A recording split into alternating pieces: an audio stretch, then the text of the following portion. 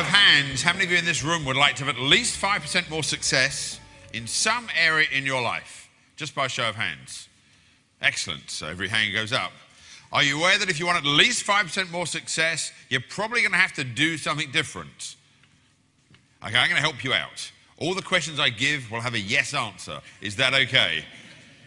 Is that okay? Excellent. So we know we need to do something by at least 5%. We know we want 5% more success. And I will tell you now, and my father was an optician, so I know a lot about the industry. It's the first time I presented to opticians, but I feel amongst familiar territory.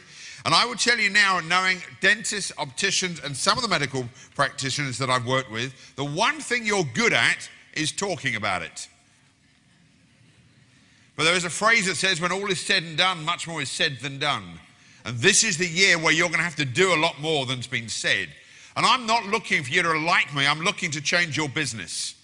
I'll repeat that. If you like me at the end of the presentation, that's cool. I have really good self-esteem, and I'm not looking for you to approve of me. What I am trying to do is make sure your business is better than it is right now, because this, for some of you, will be your most challenging year, probably for some time.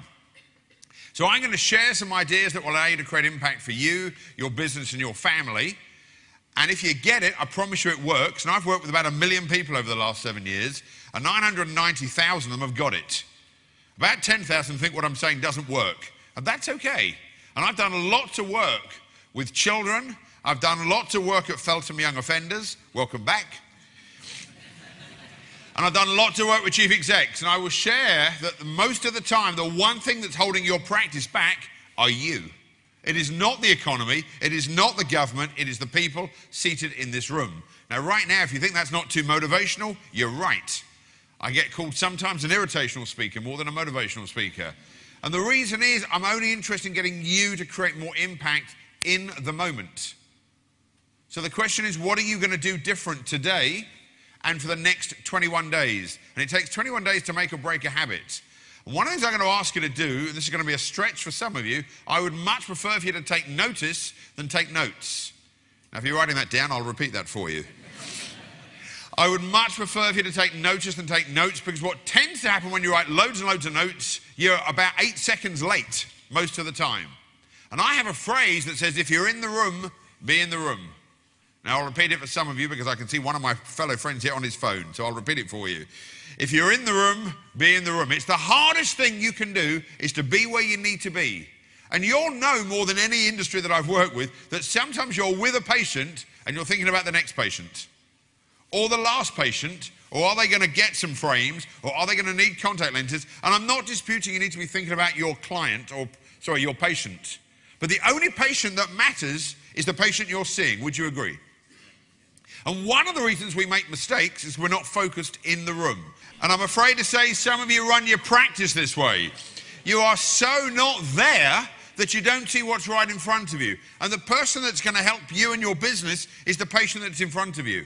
Now, I appreciate you send out your reminders when you're the most busy, so you don't get quiet periods. I get all that, and that's some basic marketing. But I would tell you now, the best way to run your business is to be in your business. Would you agree? Just by show of hands, how many people in this room here talk to themselves, please? I love what Paul's doing at the front. This is what he did. Do I talk to myself? We all do talk to ourselves. The question is, are you talking yourself up or talking yourself down? And most of the time we're not in the room. We're thinking about past events. We're running our lives from the past instead of the future. And it's kind of interesting working with opticians, because how many of you are aware in this room that your front windscreen of your car is bigger than the rear windscreen of your car? Just by a show of hands, how many of you are aware of that? Okay, just play with me on this. Any idea why you think the front windscreen is bigger than the rear windscreen? Just go crazy with me on this one. Because you need to see where you're going. But how many of you are living in the past? And that's the problem that you face, that you're thinking about how it used to be, how it was, how the industry was before the multiples all did what they did. Let me share with you about business. It is exactly what it is. And if you want it to be the way it was, and you want to think about the past, when you leave here, reverse home. No, because you can do it. It's just painful after a while. The future of our business is over there, and you guys keep looking over there. The question is, where do you want to be? And wherever you are is where you are right now.